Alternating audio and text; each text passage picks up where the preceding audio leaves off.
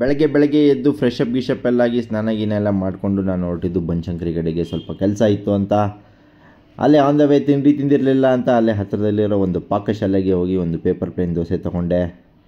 Paper plane dosa ಏನೋ ಚೆನ್ನಾಗಿತ್ತು, ಕ್ರಿಸ್ಪಿಯಾಗಿತ್ತು. ಒಂದು ಎಂಡಿಂದ ನೋಡಿದ್ರೆ ಇನ್ನೊಂದು ಎಂಡ್ ಕಾಣ್ತಾಯಿತ್ತು, ಅಷ್ಟು ಉದ್ದಕ್ಕಿತ್ತು ಈ ಪೇಪರ್ ಪ್ಲೇನ್ ದೋಸೆ.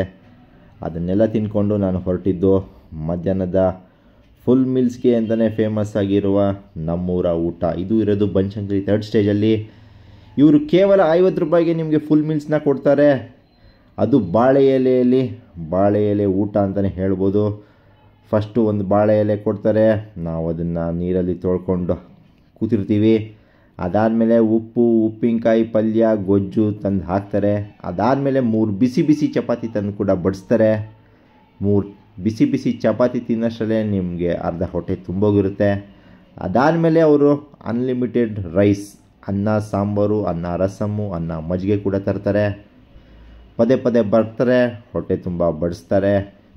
ನೀವು ತೃಪ್ತಿಯಾಗೋವರೆಗೂ ನೀವು ಊಟನ ಮಾಡ್ಬೋದು. ಅನ್ನದಾತೋ ಸುಖಿ ಭವ ಅಂತ ಹೇಳ್ಕೊಂಡು ಲಾಸ್ಟಲ್ಲಿ 1 ಕಪ್ ಮಜ್ಜಿಗೆ ಕೂಡ ಕೊಡ್ತಾರೆ.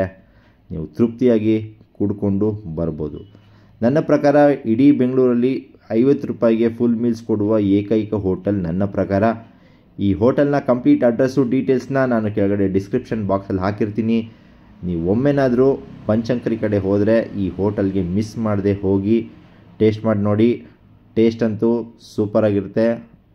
ವಿಡಿಯೋ ನಿಮಗೆ ಇಷ್ಟ ಆಗಿದ್ರೆ ಲೈಕ್ ಮಾಡಿ, ಶೇರ್ ಮಾಡಿ, ಸಬ್ಸ್ಕ್ರೈಬ್ ಮಾಡೋದನ್ನು ಮರಿಬೇಡಿ. ಎಲ್ಲರಿಗೂ ಧನ್ಯವಾದಗಳು. Thank you.